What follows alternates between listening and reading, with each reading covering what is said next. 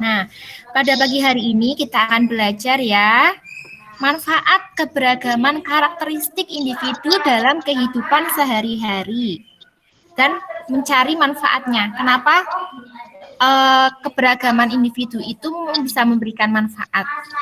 Ya. Mas saya kan diterapkan mikrofonnya dibaca PPT dari Ustazah yang sudah Ustazah tampilkan. Ya, ayo membaca. Keberagaman karakteristik individu. Nah, anak-anak bisa melihat itu ada gambar wajah orang-orang ya, wajah manusia ya. Apa yang anak-anak lihat dari gambar tersebut?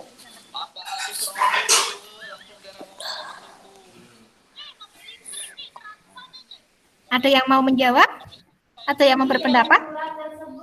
Silakan nyalakan mic-nya. Dibaca saja soal itu yang ada di PPT. Iya. Ini ada gambar wajahnya berbeda-beda ya nak ya. Bisa dilihat pakaiannya pun berbeda-beda.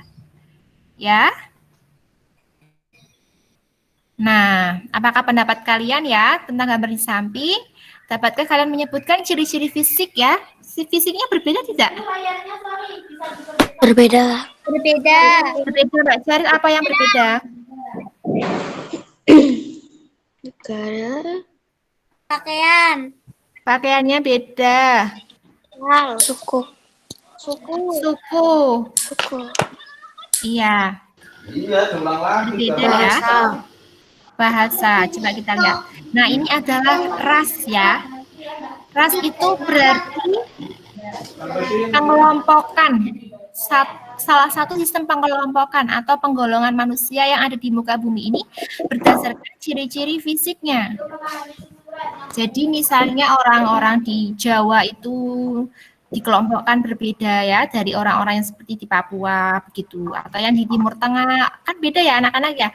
Kalau orang Indonesia itu biasanya gimana? Kulitnya sawo apa ya? Sawo muda, lalu hidungnya tidak terlalu mancung ya. Lalu kalau orang Timur Tengah itu tinggi besar, kulitnya agak hitam ya, agak coklat begitu. Nah, itulah perbedaannya. Nah, penggolongannya itu berdasarkan ciri-ciri fisiknya itu yang disebut dengan ras. Ya. Nah, masyarakat Indonesia terdiri dari berbagai ras, baik penduduk asli maupun penduduk pendatang. Jadi, di Indonesia itu ada ras asli di Indonesia ya, pun ada yang ras pendatang itu masuk ke Indonesia. Nomor pertama ada ras namanya Malayan Mongoloid. Apa namanya? Malayan Mongoloid. Ini adalah ras Melayu. Malayan itu Melayu ya nak ya. Biasanya dari suku Jawa. Ya, di Jawa, di Pulau Jawa, Toraja di Sulawesi, suku Dayak berarti Dayak di mana? Kalimantan. Lalu Madura di Pulau Madura dan Banjar. Ya. Yang kedua ada ras Melanosoid atau ras Negroid. Anak-anak biasa ada yang menyebut Negro begitu ya. Berarti itu adalah suku dari suku Siak yang mendiami Pulau Papua dan Maluku. Biasanya ciri fisiknya itu, biasanya kalau orang Papua bagaimana ciri fisiknya? Iya, kulitnya hitam ya, rambutnya keriting. Oh ya, sudah jelaskan dulu. Kita tidak bermaksud untuk membeda-bedakan ini ya, kulit, warna kulit, tinggi badan, bentuk wajah ataupun rambutnya ya. Tapi kita di sini belajar ya perbedaan itu bisa memberikan kebermanfaatan dan bisa menciptakan perpecahan. Nah, agar tidak terjadi perpecahan kita harus bagaimana? Nah, kita akan belajar bersama ya, Nak ya. Jadi ini kita sekedar tahu saja perbedaan rasnya itu seperti apa, tapi kita gunakan untuk kebaikan ya, untuk belajar bersama. Demikian ya, Nak ya, dapat dipahami ya. Kita lanjutkan. Tadi ada ras Malayan Mongoloid ya, yaitu ras Melayu. Lalu ada ras Melanosoid atau ras Negroid ya, yang di bawah.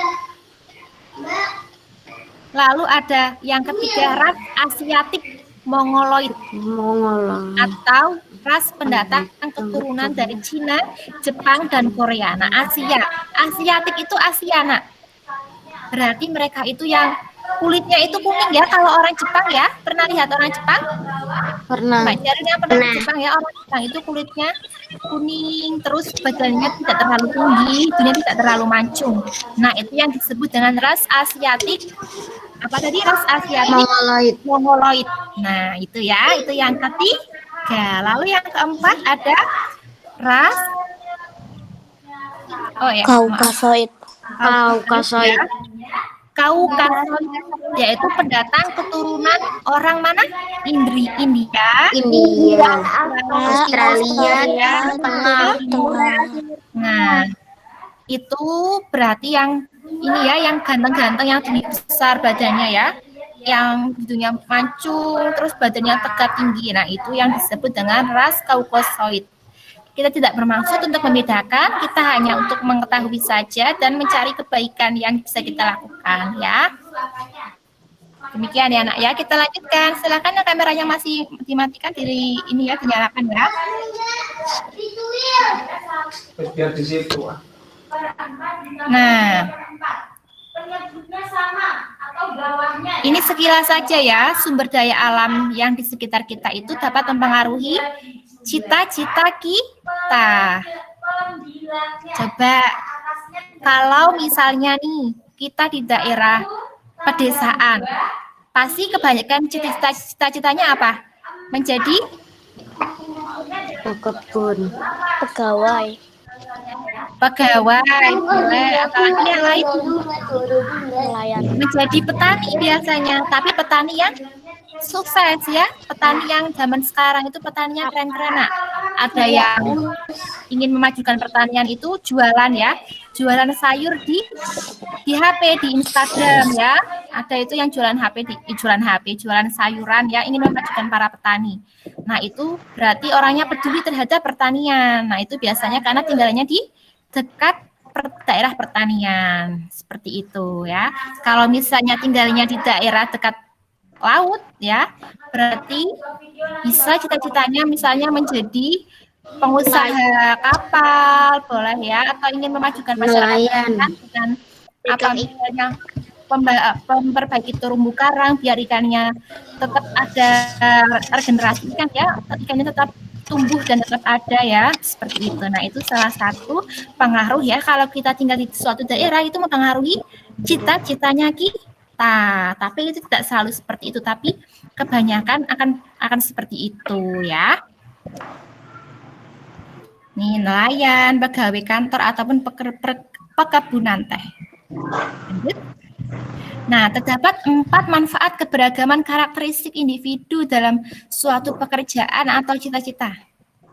Ya, ini misalnya ya, orang tuanya anak-anak kan bekerja ya di kantor ya, iya? Mbak Asa? Ya. Nah, coba nanya ke orang tua kalian nanti, apakah karakter orangnya itu berbeda-beda? Ada yang orangnya suaranya tinggi, ada yang suaranya tidak terlalu tinggi, ada yang orangnya pendiam, suka berbicara. Nah, itu pasti saling berpengaruh ya, saling bekerja sama dalam pekerjaannya supaya berhasil itu bagaimana. Ya kan? Nah, apakah manfaatnya? Yang pertama, saling melengkapi kekurangan masing-masing. Kalau ada yang misalnya agak suka diam, berarti nanti bisa bertanya ya ke temannya yang ke temannya yang suka berbicara, atau bisa membantu temannya yang sedikit berbicara. Pokoknya saling membantu begitu ya, karena karakternya berbeda. Lalu yang kedua apa, Mbak Aila? Saling bertukar ide atau pendapat. Pendapat. Pasti ya, kita kalau bekerja bersama-sama, kalau anak-anak bekerja kelompok ya, kalau misalnya Mbak Almira bekerja kelompok pasti bertukar pendapat ya, Ada yang pendapatnya begini, ada yang pendapatnya begitu. Nanti kita bahas bersama untuk menjadi satu ide ya. Lalu yang ketiga ada memberikan saran atas kekurangan masing-masing ya Mbak Vira ya. Misalnya kalau kita dinasihatin teman kita, oh kamu sepertinya kalau kita begini bagaimana? Kalau misalnya ada yang bilang seperti itu ya Mbak Vira, berarti kita dengarkan respon teman kita itu, nasihat teman kita itu untuk kebaikan diri kita. Tapi bilangnya juga harus yang baik ya, tidak kasar dan tidak menyakiti temannya supaya bisa diterima temannya dengan baik. Lalu yang keempat ada apa Mbak Ceril? Yang keempat Belajar hal-hal baru, terutama untuk meneladani sifat positif. ya, bagus, terima kasih. Ya, jadi nih anak-anak di sini kan berteman ya. Nanti kalau kita sudah berangkat, insya Allah kita akan mengenal satu sama lain ya, Mbak Dina ya. Ada yang karakternya pemberani, ada yang suka menolong, apalagi coba. Yang lain apa? Pendiam. Ada yang apa? Pendiam. Pendiam, ada yang pemaaf, ada yang rela berkorban. Nah, coba kita contoh ya sikap-sikap baik itu. Keren nggak kalau kita jadi orang yang senantiasa ingin belajar menjadi lebih baik, mencontoh perilaku teman kita yang bersikap baik, kita tiru ya. Wah, nanti kita jadi orang yang baik, Masya Allah. Itulah hebatnya kalau kita berteman dengan orang-orang yang baik. Nanti kita bisa ketularan jadi baik ya. Baik kita. Nah, coba siapa yang mau baca nih? Coba Mbak Dila dibaca.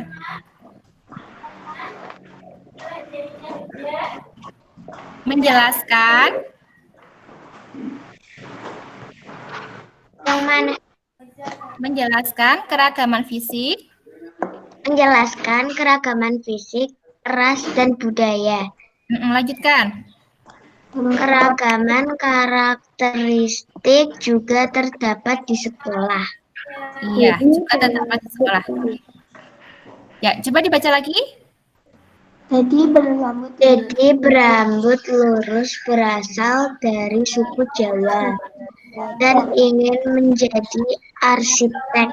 Iya. Jonas berambut keriting berasal dari suku Ambon dan ingin menjadi seniman. Iya, terima kasih Mbak Dila Solihah. Ya, Terus fisiknya berbeda, asal daerahnya berbeda. Cita-citanya pun berbeda ya. Itu adalah apa yang ada di sekolah kita. Ya, di sekolah kita pun demikian. Misalnya anak-anak ya, berbeda cita-citanya. Seperti itu kan? Ya.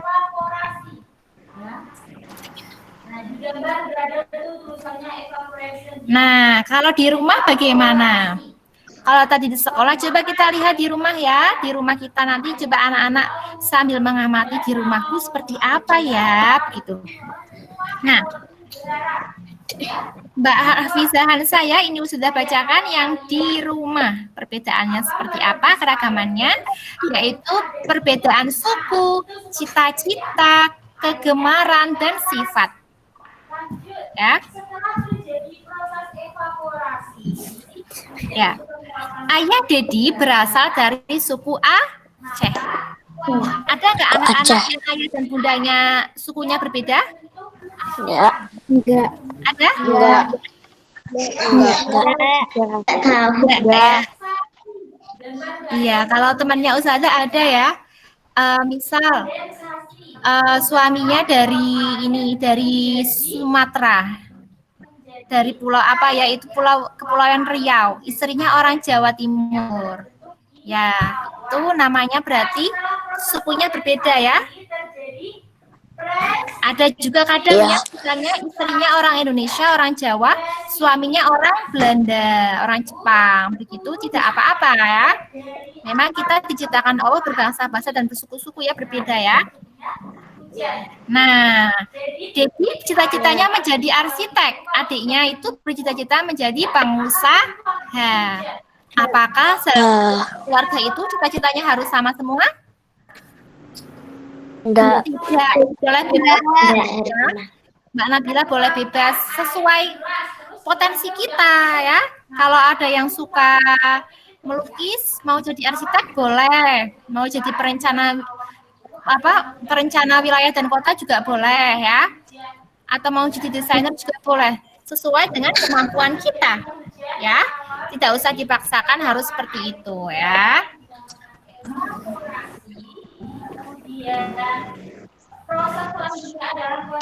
Nah, keragaman itu tidak membuat terpecah belah ya anak ya, tapi saling mendukung. Besok anak-anak kalau besar, kalau sudah berkeluarga ya, kalau ada anaknya yang cita-citanya berbeda dengan anak-anak ya, berarti harus didukung, disemangati, tidak apa-apa. Berarti itu adalah pilihannya, berarti dia harus bertanggung jawab terhadap pilihannya. Yang penting bisa memberikan kebermanfaatan untuk dirinya dan untuk orang lain. Jadi didukung saja, tidak apa-apa. Tidak boleh, enggak boleh mau jadi ini gitu, mau bercita-cita jadi ini, enggak boleh gitu. Tidak boleh seperti itu ya, tetap didukung ya anak ya. Ya. Saling mendukung dan menghormati. Nah, tadi ya ayat ya, jadi selanjutnya kita akan mengenal bahasa dan makanan khas. Kalau tadi ayahnya kan asal daerahnya beda ya sama ibunya ya anak ya. Nah, apa nih manfaat mengenal bahasa daerah dan makanan khas yang berbeda dari ayah ibunya? Apa manfaatnya? Ya, tentu berkomunikasi dengan keluarga besar dengan apa? Bahasa daerah. Jadi kita akan lebih dekat karena bisa berkomunikasi dengan bahasa daerah. Coba yang nomor 2 dibaca ya. Mbak Tisha ada? Ada. Iya, silakan Mbak Tisha yang nomor 2 dibaca.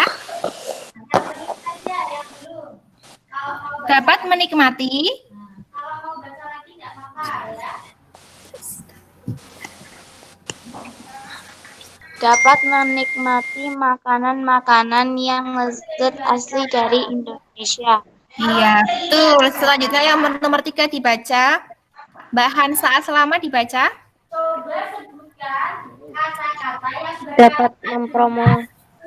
Dapat mempromosikan dengan baik makanan khas daerah asal kepada orang lain karena sudah tahu kelezatan makanan tersebut. Ya, betul. Sekarang yang nomor 4 dibaca Mbak Alis ya. Menghargai keberagaman di sekitar kita. Iya. Kalau dari suku yang berbeda biasanya kesukaan makanannya berbeda, cara bicaranya berbeda. Berarti kita harus saling menghargai ya dan menerima perbedaan tersebut supaya tidak saling bertengkar ya antar satu anggota keluarga dengan keluarga yang lain. Ya, anak-anak masih semangat nih? Masih. Ya, oke, kita lanjutkan. Nah, sudah tahu ya anak-anak ya, tempat ibadah setiap agama itu berbeda. Coba. Iya, sudah tahu ya. Mbak Halwa coba dibaca. Tempat ibadah umat Islam adalah Tempat ibadah umat Islam yang keras sayang. adalah masjid. Lanjut. Tempat ibadah umat Kristen adalah gereja. Tempat ibadah umat Katolik adalah gereja. Tempat ibadah umat Hindu adalah pura. Tempat ibadah umat Buddha adalah wihara. Tempat ibadah umat Konghucu adalah kelenteng. Iya, terima kasih ya. Jadi berbeda ya nak ya, tempat ibadahnya itu sendiri-sendiri. Nah, selanjutnya perilaku yang dapat dilakukan agar persatuan dan kesatuan antar umat beragama itu tetap terjaga. Caranya bagaimana? Coba Ustazah mau minta tolong dibacakan ya. Mbak Ayah coba, Mbak Ayah Ustazah belum dengar suaranya ya.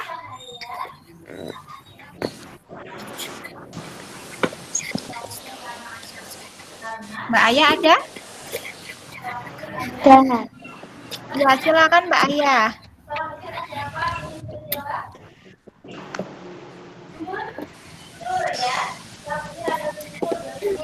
perilaku. Baik ya, Mbak Aya belum ada sepertinya, belum bersuara. Kita lanjutkan. Perilaku ya yang dapat dilakukan agar persatuan dan kesatuan antar umat beragama tetap terjaga. Yang pertama, menghormati teman yang sedang beribadah sesuai dengan agamanya. Yang kedua, bermain tanpa melihat perbedaan agama. Yang ketiga, tidak memaksakan agama kepada orang lain ya. Jadi di Indonesia itu ada tapi kita bisa hidup dengan damai karena kita saling menghargai ya, saling menghargai perbedaan tersebut.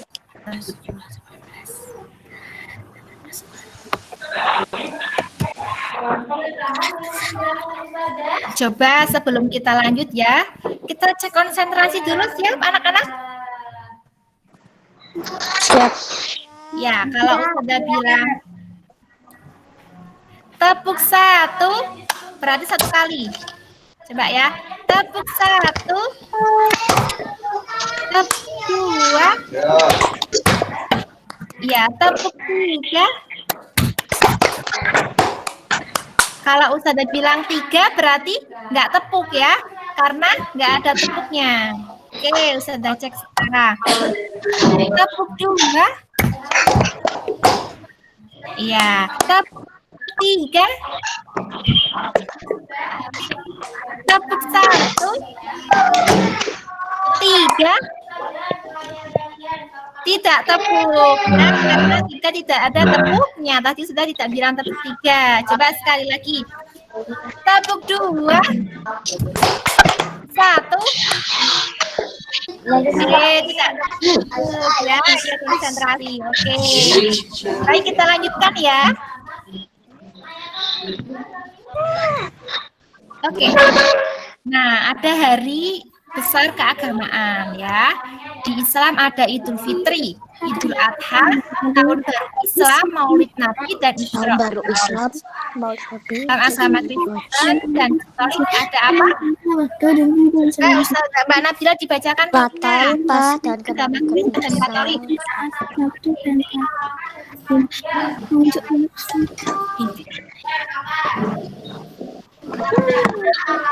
Ya. Agama Kristen ada hari besarnya apa? Ada Natal, ada Paskah, dan kenaikan Isa Al-Masih. Ya, terima kasih ya Salihah. Di Hindu ada Nyepi, Galungan, dan Kuningan ya. Ini kalau di Pulau Bali, Pulau Dewata Bali. Lalu ada agama Buddha, hari besarnya adalah Waisak, Asadha, dan Karuna ya. Konghucu itu ada Imlek dan Cap Gomeh. Biasanya kalau ya kalau Imlek dan Cap Gomeh itu.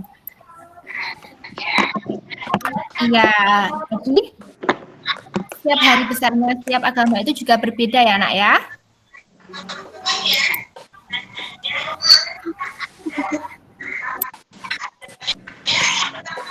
Nah, siapa yang pernah ikut orang tuanya misalnya bersih-bersih lingkungan atau ikut arisan PKK, ada yang pernah? Boleh. Pernah ya, betul.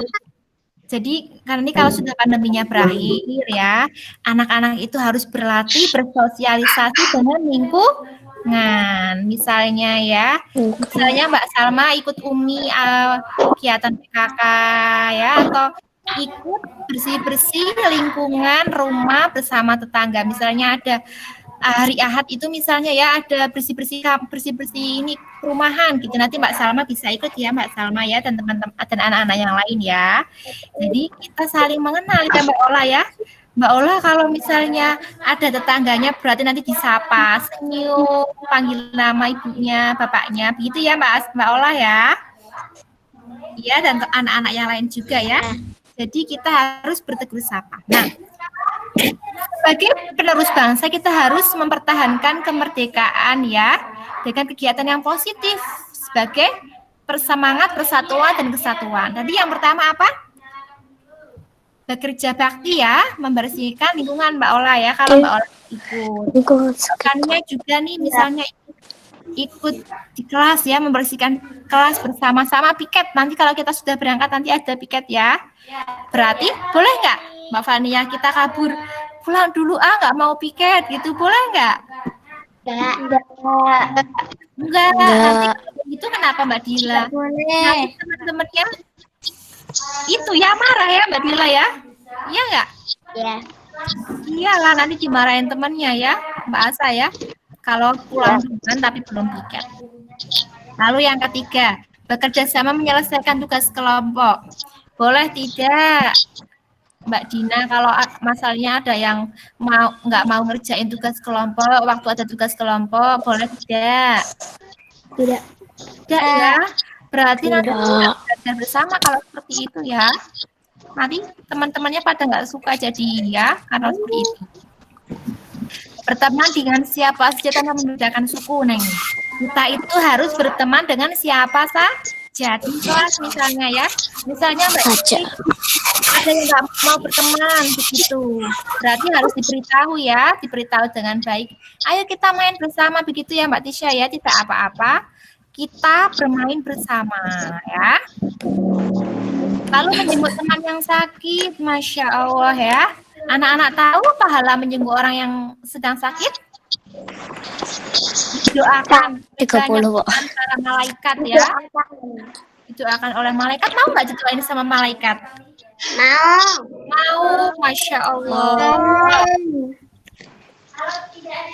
Lalu melakukan diskusi kelompok dengan cara musyawarah dan mufakat. Ya, kalau di kelas biasanya ada musyawarah dan mufakat untuk menentukan ketua kelas, untuk menentukan sisi di dalam kelas itu ya, penugasan-penugasan. Ya. Nah, nanti anak-anak tugasnya sudah tahu tugasnya apa hari ini? Bukan tugas ini. Jangan tugas ya, sebutnya adalah pembelajaran hari ini apa. Begitu selain Google Meet, kita ada belajar melalui Google Form ya. Nanti buka soalnya itu evaluasi ya. Nanti dikerjakan. Allah ya, mudah. Kalau ada yang bingung, boleh nelfon Pak ya. Lalu yang kedua, ada mengirimkan kegiatan belajarnya melalui apa? Voice note. Yaitu sebutkan keberagaman suku yang ada di Indonesia, disebutkan sukunya apa saja. Ya. Lalu kemudian jelaskan suku kalian secara singkat. Misalnya ada yang keturunan suku Minang, jelaskan suku Minang itu apa. Kalau Mbak Almira, suku apa nak? Dari mana Mbak Almira?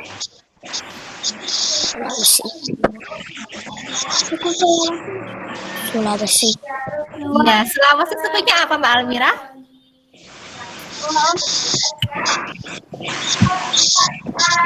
Misal sukunya suku Toraja gitu ya Mbak Almira ya, nanti dijelaskan. Atau kalau Sulawesi itu sukunya suku apa ya? Suku Toraja gitu ya, atau suku misalnya bukan suku dari Sulawesi asli, misalnya suku Jawa, enggak apa-apa dijelaskan dari suku Jawa. Misalnya Mbak Ola dari suku mana Mbak Ola?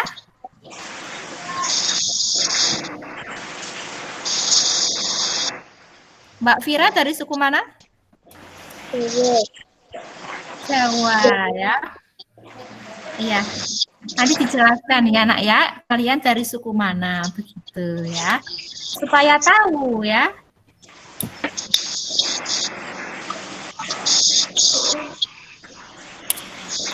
Ya, selamat kamu telah belajar dan mengerjakan ya pembelajaran hari ini. Sebagaimana dalam firman Allah ya. Wahai manusia, sesungguhnya aku menciptakan kamu dari laki-laki dan perempuan dan menjadikan kamu berbangsa-bangsa dan bersuku-suku supaya kamu saling mengenal. Ya, aku paling mulia di antara kamu, si Allah, dan orang yang paling takwa di antara kamu. Ya. Sesungguhnya Allah mengetahui lagi Maha mengenal. Jadi tidak ada yang memberikan kita kecuali apa ketakwaan kita kepada Allah. Ya. Mau kita kulitnya warnanya apa, mau kita tingginya seberapa, tidak ada pengaruhnya ya. Yang penting kita menjadi orang yang baik dan bermanfaat buat orang Ya, demikian pelajaran kita pada pagi hari ini. Adakah yang ingin bertanya soal hanya Ustazah Syifa? Tidak. Tidak. Apakah penjelasan Ustazah sudah dapat dipahami? Ya. Ya, siap. Oke. Cukup, tidak ada yang mau ditanyakan? Tidak ada. Tidak ada yang mencari ya. Alhamdulillah. Semoga pembelajaran kita Allah mudahkan ya, lancar ya. Allah mudahkan untuk anak-anak yang ilmunya, Allah mudahkan Ustazah untuk menjelaskan. Ya. Jika tidak ada, kita cukupkan ya. Apakah Mbak Ifsi sudah hadir? Belum. Mbak Irma sudah hadir? Belum ya? Baik, ya kalau tidak ada yang ingin ditanyakan, Ustazah akhiri ya. Kita membaca hamdalah bersama-sama.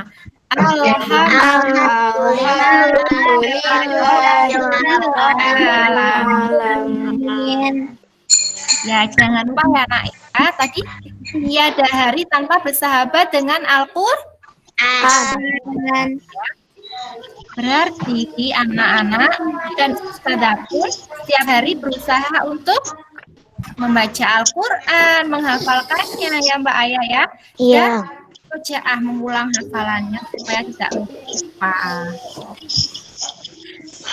Baik, mohon maaf ya kalau ada salah-salah kata dan ustazah. Yuk kita tutup dengan membaca doa bersama-sama ya. Kita angkat tangannya. Jika berdoa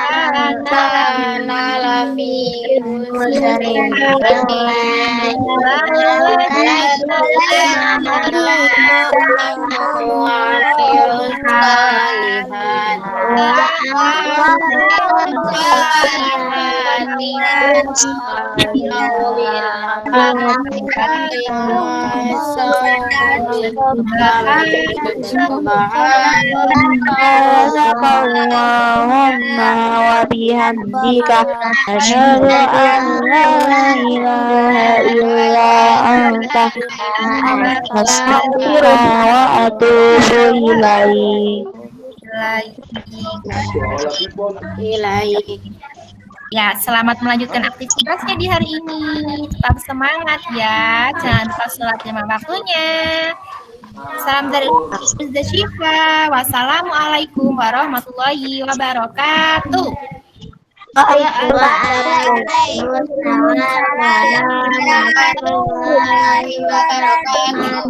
Dadah. Silakan bisa mencet kamera teleponnya ya nak ya. Ustazah matikan ya. Ya.